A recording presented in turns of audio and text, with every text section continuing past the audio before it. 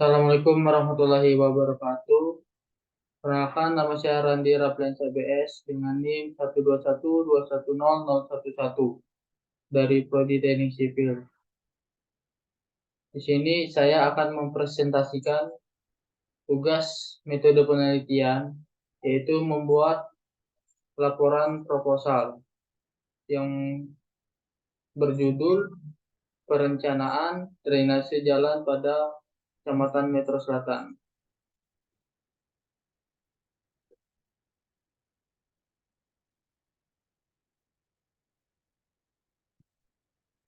Baik, adapun untuk latar belakang pada judul yang saya pilih yaitu yang pertama, bertambahnya jumlah penduduk Kota Metro Selatan. Seiring bertambahnya jumlah penduduk, maka pembuangan air limbah dari rumah tangga ataupun dari industri-industri lain sehingga menyebabkan bertambahnya volume air buangan, sehingga dibutuhkan drainase untuk menghindari luapan air dari sisa pembuangan tersebut. Terus latar belakang yang kedua yaitu bertambahnya bangunan-bangunan yang mempersempit daerah resapan air. Terus untuk latar belakang selanjutnya yaitu pengaliran air yang kurang bagus pada daerah tersebut. Berdasarkan latar belakang tersebut, didapatkan rumusan masalah sebagai berikut. Yang pertama, bagaimana menghitung curah hujan pada wilayah Metro Selatan. Dua, bagaimana menghitung debit banjir yang akan terjadi pada wilayah Metro Selatan. Yang ketiga, bagaimana membuat dimensi saluran drainase yang tepat agar tidak terjadi banjir. Dan tujuan dari penelitian ini adalah yang pertama yaitu menghitung curah hujan pada wilayah Metro Selatan. Yang kedua, menghitung debit banjir dengan menggunakan metode rasional pada lokasi perencanaan. Yang ketiga, merencanakan dimensi saluran drainase jalan yang tepat. Manfaat dan ruang lingkup dari penelitian. Manfaatnya yaitu dapat menjadi referensi dimensi bagi lokasi yang dirancang.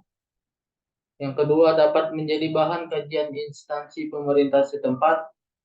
Yang ketiga, dapat menjadi referensi bagi peneliti selanjutnya. Yang keempat, dapat menjadi bahan evaluasi bagi pengelola drainase setempat. Ruang lingkup dari penelitian ini adalah yang pertama, pengisian data curah hujan jika datanya hilang atau tidak terisi. Yang kedua, penentuan luasan daerah aliran sungai atau DAS dan curah hujan rata-rata suatu daerah dengan menggunakan metode aljabar atau Thiessen. Yang ketiga, penentuan distribusi frekuensi curah hujan dengan metode normal, log versi 3, dan Gumbel. Pengujian kesesuaian distribusi curah hujan dengan uji Chi-square dan uji Smirnov-Kolmogorov. Selanjutnya, penentuan intensitas curah hujan dengan menggunakan metode Mononov. Penentuan debit hujan yang terbagi dalam debit rencana dan debit saluran dengan menggunakan metode rasional. Dan yang terakhir yaitu dimensi saluran yang digunakan berupa saluran berbentuk persegi. Selanjutnya bab 2 yaitu landasan teori. Drainase.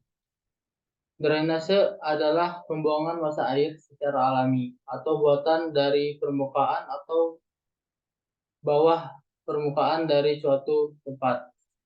Pembuangan ini dapat dilakukan dengan mengalirkan, menguras, membuang, atau mengalihkan air. Sistem drainase didefinisikan sebagai serangkaian bangunan air yang berfungsi untuk mengurangi dan membuang kelebihan air dari suatu kawasan atau lahan, sehingga lahan dapat berfungsi secara optimal. Adapun jenis saluran drainase menurut cara terbentuknya sebagai berikut. Yang A, drainase alami, yaitu drainase yang terbentuk secara alami, tidak ada unsur campur tangan manusia, serta tidak terdapat bangunan-bangunan pelimpah, bangunan pasangan batu atau beton, gorong-gorong, dan lain-lain. Saluran ini terbentuk oleh jurusan air yang bergerak secara gravitasi yang lambat, lalu membentuk jalan air yang permanen seperti sungai. Yang B. Drainase buatan. Dibentuk berdasarkan analisis ilmu drainase untuk menentukan debit akibat hujan, kecepatan resapan air dalam tanah, dan dimensi saluran serta memerlukan bangunan-bangunan khusus seperti selokan, pasangan batu atau beton, gorong-gorong, pipa-pipa, dan sebagainya. Selanjutnya ada analisis hidrologi. Data hidrologi merupakan kumpulan keterangan atau fakta mengenai fenomena hidrologi. Secara umum, analisis hidrologi merupakan bagian analisis awal dalam perancangan bangunan-bangunan hidrolik. Yang selanjutnya, analisis data hidrologi diperlukan pada berbagai perencanaan, khususnya perencanaan bangunan pertanian seperti jaringan irigasi, jaringan drainase, bangunan irigasi, dan sebagainya. Analisis hidrologi dilakukan untuk mendapatkan karakteristik hidrologi dan meteorologi daerah aliran sungai. Tujuannya adalah untuk mengetahui karakteristik hujan, debit air yang ekstrim, maupun yang wajar yang akan digunakan sebagai dasar analisis selanjutnya dalam pelaksanaan detail desain. Daur atau siklus hidrologi adalah gerakan air laut ke udara, kemudian jatuh ke permukaan tanah, dan akhirnya mengalir ke laut kembali. Selanjutnya adalah pengisian data curah hujan. Pengisian data curah hujan adalah proses mengisi hilang atau tidak lengkap data hujan yang diperoleh oleh stasiun hujan atau pos hujan. Data curah hujan yang lengkap dan akurat sangat penting untuk keperluan analisis hidrologi, klimatologi, irigasi, pertanian, dan lain-lain. Berikut beberapa metode yang dapat digunakan dalam pengisian data curah hujan. Yang A. Metode aljabar. Metode aljabar adalah metode yang paling praktis dan mudah digunakan dalam melakukan pencarian hilangnya data curah hujan dengan pengukuran dilakukan di beberapa stasiun hujan dalam periode yang sama, lalu dijumlahkan dan dibagi dengan jumlah stasiun. Stasiun yang digunakan dalam hitungan biasanya stasiun yang berdekatan. Adapun rumus metode aljabar adalah sebagai berikut. Yang B. Metode normal ratio.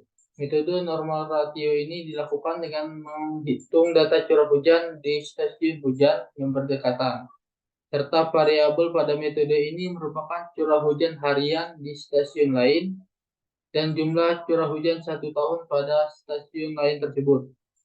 Rumus metode normal ratio bisa dilihat di bawah.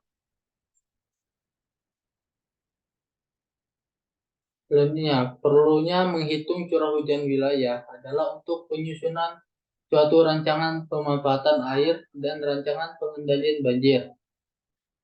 Adapun metode yang digunakan dalam perhitungan curah hujan wilayah daerah aliran sungai atau DAS, yaitu ada 3 metode. Yang pertama, metode aljabar. Metode aljabar adalah metode yang paling sederhana. Hasil dari pengukuran yang dilakukan di beberapa stasiun dalam waktu yang sama akan dijumlahkan dan dibagi dengan jumlah stasiun yang ada. Stasiun hujan yang digunakan dalam perhitungan adalah stasiun yang berada di dalam DAS. Tetapi stasiun yang berada di luar DAS, tangkapan yang masih berdekatan juga bisa diperhitungkan. Hujan rata pada seluruh DAS dapat dihitung dengan menggunakan persamaan berikut. Selanjutnya, metode Thiessen. Curah hujan rencana adalah curah hujan harian maksimum yang akan digunakan untuk menghitung intensitas hujan rencana. Misalnya, curah hujan rencana rata-rata suatu daerah dapat dihitung. Salah satunya adalah dengan metode Thiessen. Metode Thiessen ini menghasilkan nilai yang lebih teliti jika dibandingkan dengan metode aljabar. Karena pada metode ini juga memperhitungkan luas daerah pengaruh dari tiap-tiap stasiun yang digunakan.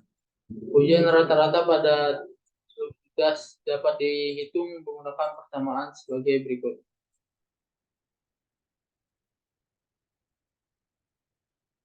Selanjutnya ada metode isohed. Isohed adalah garis yang menghubungkan titik-titik dengan kedalaman hujan yang sama. Pada metode isohed dianggap bahwa hujan pada suatu daerah di antara dua garis isohed adalah merata dan sama dengan nilai rata dari kedua garis isohed tersebut. Metode isohed merupakan cara paling teliti untuk menghitung kedalaman hujan rata di suatu daerah. Tetapi cara ini membutuhkan 8 pekerjaan dan perhatian yang lebih banyak dibandingkan dengan dua metode sebelumnya. Isohed diperoleh dengan cara interpolasi harga-harga curah hujan lokal dengan menggunakan persamaan sebagai berikut. Selanjutnya ada analisis frekuensi. Curah hujan rencana merupakan estimasi hujan yang akan terjadi pada suatu das. Tujuan analisis frekuensi adalah mencari hubungan antara besarnya peristiwa-peristiwa ekstrim, hujan, banjir, kekeringan, dan sebagainya terhadap frekuensi kejadian dengan menggunakan distribusi kemungkinan atau probabilitas. Curah hujan yang didapat kemudian dianalisis dengan menggunakan analisis frekuensi untuk mendapatkan distribusi yang cocok.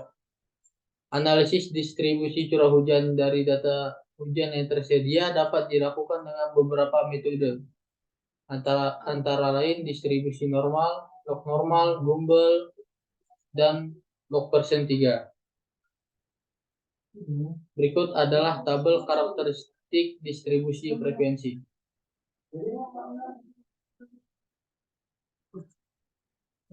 Untuk menentukan metode distribusi frekuensi empiris mana yang sesuai dengan data yang ada, maka diperlukan pengujian secara statistik. Terdapat dua cara pengujian, yaitu uji chi kuadrat dan uji Smirnov-Kolmogorov. Yang pertama adalah uji chi kuadrat. Chi kuadrat ada suatu sampel adalah teknik statistik yang digunakan untuk menguji hipotesis bila dalam populasi terdiri atas dua atau lebih kelas di mana data berbentuk nominal dan sampelnya besar.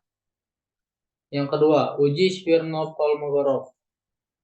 Uji kesesuaian ini digunakan untuk menguji simpangan secara horizontal. Uji kecocokan Smirnov-Kolmogorov sering juga disebut sebagai uji kecocokan non-parametrik karena pengujiannya tidak menggunakan distribusi frekuensi tertentu. Uji ini digunakan untuk menguji simpangan atau selisih terbesar antara peluang pengamatan atau empiris dengan peluang teoritis.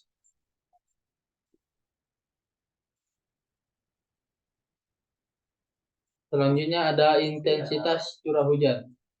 Intensitas curah hujan adalah ketinggian curah hujan yang terjadi pada kurun waktu di mana air itu terkonsentrasi. Besarnya intensitas curah hujan berbeda-beda tergantung lamanya curah hujan dan frekuensi kejadiannya. Terdapat beberapa metode untuk menentukan nilai intensitas curah hujan. Di antaranya metode Mononov, Talbot, Sherman, Ishiguro, Van Vriend, Heschorder-Weduen, dan Bell-Tanimoto. Metode yang digunakan dalam penelitian kali ini yaitu metode Mononov. Adapun rumus yang digunakan adalah sebagai berikut.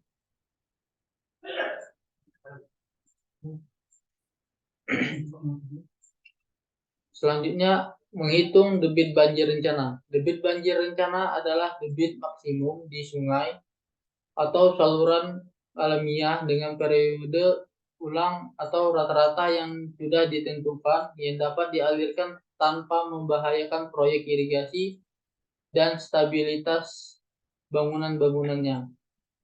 Metode rasional merupakan metode perkiraan limpasan puncak yang populer dan digunakan secara luas karena kesederhanaan dan kemudahan dalam penerapannya. Namun metode ini hanya efektif untuk luas daerah aliran sungai atau das yang kecil, sehingga penelitian ini menggunakan metode rasional dalam menentukan debit banjir rencananya. Adapun persamaan matematis metode rasional adalah sebagai berikut. Selanjutnya dilakukan analisis hidraulika. Hidraulika adalah bagian dari ilmu yang mempelajari perilaku air baik dalam keadaan diam atau yang disebut hidrostatika maupun dalam keadaan bergerak atau disebut hidrodinamika. Untuk mengetahui karakteristik suatu aliran air sungai dengan lebar penampang yang besar, memerlukan pendekatan beberapa pengamatan dengan melakukan pengukuran. Aliran air dalam sungai sangat beragam dan dipengaruhi oleh beberapa faktor, di antaranya adalah debit sungai yang tergantung pada daerah aliran sungai tersebut. Faktor kemiringan sungai yang dapat digunakan sebagai petunjuk tingkat kecepatan aliran. Kemudian faktor lebar penampang sungai yang dapat mempengaruhi kecepatan arus. Adapun bentuk penampang saluran yang digunakan pada penelitian kali ini adalah bentuk penampang persegi. Bentuk penampang persegi. Saluran ini terbuat dari pasangan batu dan beton. Bentuk saluran ini tidak memerlukan banyak ruang dan area, berfungsi untuk menampung dan menyalurkan limpasan air hujan serta air buangan domestik dengan debit yang besar. Untuk saluran berpenampang persegi dimensinya dapat direncanakan dengan persamaan-persamaan di bawah ini.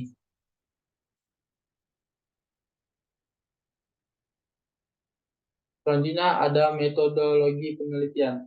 Penelitian ini dilakukan di Metro Selatan, Kota Metro, Provinsi Lampung. Secara administrasi, wilayah Kecamatan Metro Selatan, Kota Metro, Provinsi Lampung ini memiliki luas cakupan sebesar 14,33 km kubik. Selanjutnya pengumpulan data. Pengumpulan data yang digunakan antara lain yaitu data sekunder. Pengumpulan data sekunder yang dilakukan yaitu pengumpulan dokumen atau studi dokumen. Teknik pengumpulan data dengan menggunakan metode studi dokumen ialah suatu teknik yang dilakukan dengan pengumpulan dokumen-dokumen yang sudah ada pada instansi tertentu. Berikut adalah diagram alir pada penelitian yang saya lakukan ini.